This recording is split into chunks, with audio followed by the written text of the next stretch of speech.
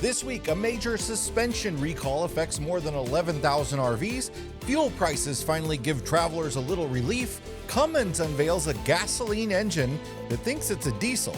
And the RV industry's outlook just got a little more pessimistic. Plus, a popular Zion National Park campground is back open after renovations, and more. I'm Jason Epperson. This is RV Miles, and it's time for the latest in RV and camping news. Welcome back, everybody. Here's the news for June 1st, 2026. First up, Lippert is recalling over 11,000 Curt touring coil suspension systems. The retainer bolts attaching the shocks may be improperly tightened, and there have been reports of the bolt heads shearing off. These are going to be 2026 units from many different RV manufacturers. You should get a recall notice in the mail from your RV's maker. The fix is a new grade 8 bolt, upgraded from a grade 5, tightened, of course, to the proper specifications this time. The recall is going to affect brands like Alliance, Ember, Forest River, Keystone, Grand Design, anyone using the Curt touring coil suspension. There's no do not drive tag to this recall, so you should be fine to go down the road with these, but watch them carefully and get it taken care of soon. You might want to check the torque yourself and then go in for the recall when you can to get the upgraded bolts. Wild to me that these weren't grade 8 bolts in the first place. It's also worth checking the shocks for leaking seals. I've seen several reports of people having premature failure of the shocks on some of these Curt systems. I still think this is a worthwhile upgrade that will protect a lot of other things falling apart on your RV, but there have been some hiccups in Lippert's execution here with the Curt touring coil suspension. They also need regular maintenance. Check bolt torques and make sure to grease the parts that need greased. Check your VIN at nhtsa.gov to see if your RV is part of the recall. And as a reminder, I don't cover all recalls here, actually hardly any of them. I only cover large recalls that affect a lot of owners. So always make sure your registration is up to date with your current address. I know a lot of full-time RVers miss recall alerts, and occasionally do that VIN check. It helps you miss major problems before they get worse. A bit of a reprieve from high fuel prices. The national average for a gallon of regular gasoline is down 18 cents from a week ago, now at $4.32 a gallon on average nationwide for regular, with diesel down 15 cents to $5.44 a gallon nationwide. This is the first significant drop in fuel prices since the conflict with Iran began. Crude oil prices have been going down this past week amid reports of peace talks. However, they did see another spike today upon the Iranian state media announcing that talks have been suspended. The fragile situation could cause oil prices to spike again if a ceasefire deal isn't reached. Fuel prices remain the highest they've been in 4 years and will likely remain elevated as the busy summer driving season gets underway, whether or not the conflict ends anytime soon. Hey, I want to take a minute to just make sure that you hit the subscribe button. A lot of you watch on your TVs. Over 60% of our viewers are watching on their TVs. And I know it's a little hard to navigate the YouTube features on your screen, but if you could take an extra second to grab your phone and hit the subscribe button, or fiddle with your Roku and figure out how it works to make sure you subscribe so you get notified anytime we put one of these videos out. When you hear the name Cummins, you probably think of big diesel engines powering heavy-duty trucks and motorhomes, but the 107-year-old engine maker is branching out with a new power plant that looks and behaves a lot like a diesel, except it runs on regular 87-octane gasoline. It's called the B6.7 octane. Octane's in the name. A turbocharged 6.7-liter inline-six engine designed for medium-duty trucks like delivery vehicles, school buses, and moving trucks. Perhaps we'll see it on motorhomes soon. One of the first applications will be U-Haul's new 29-foot Peterbilt box truck. But don't let the gasoline part fool you. This thing still has plenty of diesel DNA. Depending on the configuration, it produces between 200 and 300 horsepower, along with an impressive 600 to 660 pound-feet of torque. But even more interesting, that torque peaks at just 1,800 RPM, much lower than most gasoline engines and much closer to what you'd expect from a diesel. And it even comes with a Jake brake. That's right, a gasoline engine with a heavy-duty engine compression brake. The new engine's part of Cummins' HELM program, which stands for Higher Efficiency, Lower Emissions, Multiple Fuels. The company says the platform was designed to support future diesel and even hydrogen versions built around the same basic architecture. So, why build a gas engine that acts and looks like a diesel? Well, for one, there's no diesel exhaust fluid system to maintain, and particularly for rental fleets like U-Haul, Customers who aren't used to diesel won't get confused and use the wrong fuel or not understand how to get DEF. But Cummins also says that oil change intervals can stretch to nearly 15,000 miles on this thing. It's an interesting idea, and it'll be worth watching to see if this diesel-inspired gasoline engine catches on with commercial fleets and maybe someday finds its way into other applications like motorhomes, especially with the rumored end of the Ford F-53 chassis, which is the only Class A gas motorhome chassis using Ford's 7.3-liter Godzilla engine. Could this be the platform that the next generation of gasoline Class A motorhomes is built on? A lot of us are planning new trips, new routes, and maybe even a whole new season of RV travel.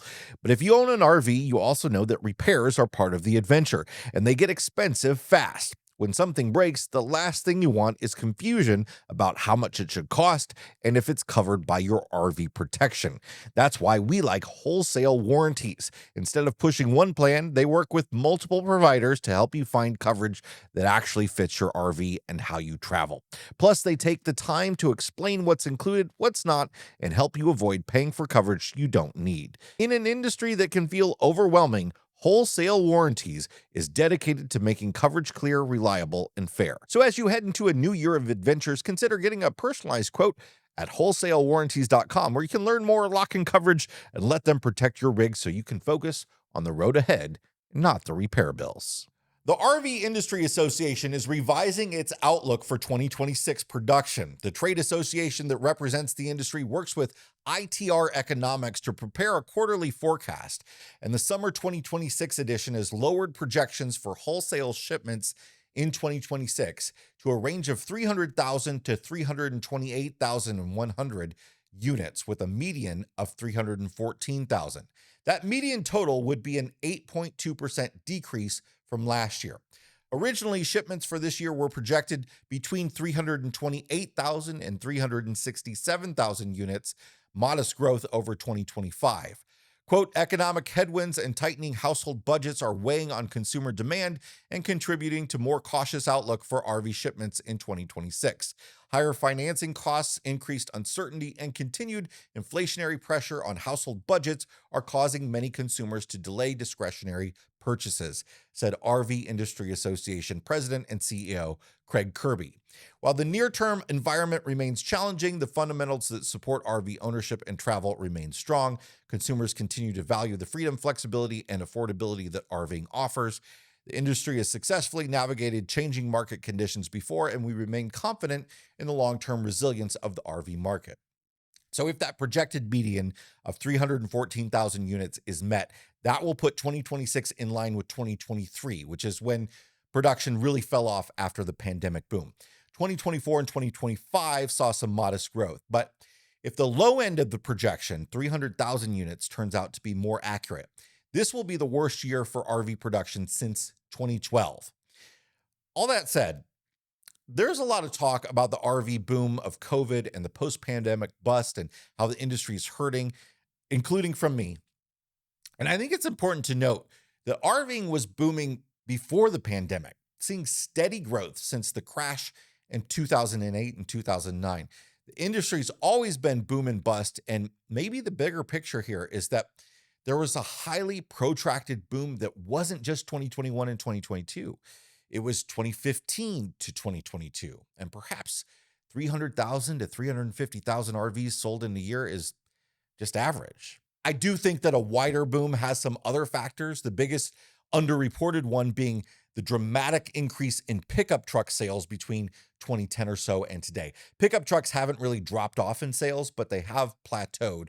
But I think when you have a lot more pickup truck owners, a lot more people want to do something with those trucks, and they see all these travel trailers, and that's an option for them to have a vacation. That's a big part of this bigger boom in RV sales. RV shipments have averaged 365,000 units a year over the past 20 years. So maybe this is just normal for a time when people are a little extra cautious with their money. Origin RV Accessories, the parent company of RV SnapPad, has announced the launch of two new Snapjack products, Snapjack TJ, which is for tongue jacks on travel trailers, along with boat and utility type trailers, and Snapjack TC for truck camper jacks. Snapjack TJ is a purpose-built tongue jack foot Combining RV Snap Pad's recycled rubber technology with an articulating design, custom powder-coated metal foot, and locking pin, Snapjack TC applies that same engineering to the truck camper segment, offering a permanent articulating stabilizer foot designed for truck campers. Both products are manufactured domestically using U.S. recycled rubber. Both feature integrated drainage and up to 10 degrees of articulation. They're available at rvsnappad.com now. And finally, Zion National Park reopened its South Campground on Friday, May 29th, with reservations required and now available through recreation.gov. South Campground is located near Zion's south entrance within walking distance of the Zion Canyon Visitor Center, the Zion Canyon Shuttle System, and the town of Springdale. We actually saw the renovations of the South Campground when we were in the park in early May. It looks really, really nice. The campground is one of 3 developed campgrounds in the park available for reservations, including the Watchman, which is in the same area, sort of the sister campground, and the more remote Lava Point campground. South Campground reservations are available up to 14 days before arrival. It's a bit odd of a system. This is how it was before as well. The Watchman campground is reservable on a 6-month rolling basis, and the South Campground is on a 2-week rolling basis. So it's for the sort of last minute stays, but not super last minute because you're not going to really get it day of either. It still does fill up right away throughout the busy season. So the South Campground is still a no hookup campground. Generator use is allowed, but limited to 8 a.m. to 10 a.m. and 6 p.m. to 8 p.m. That's it for this week's episode. Hey, if you are watching this on Monday, though, as it comes out, we are having a live stream here afterwards at 9 Eastern, 8 Central, 7 Mountain, 6 Pacific. If you're around, we hope you'll join us. This is kind of what we do monthly with our mile marker paid support community, but this is available to everyone this month just for June. So we hope to see you there. Come with your questions, comments, and more. And if you got something out of this episode, hit the like button. If you want more like it, subscribe. And we'll see you next time. Bye, everybody.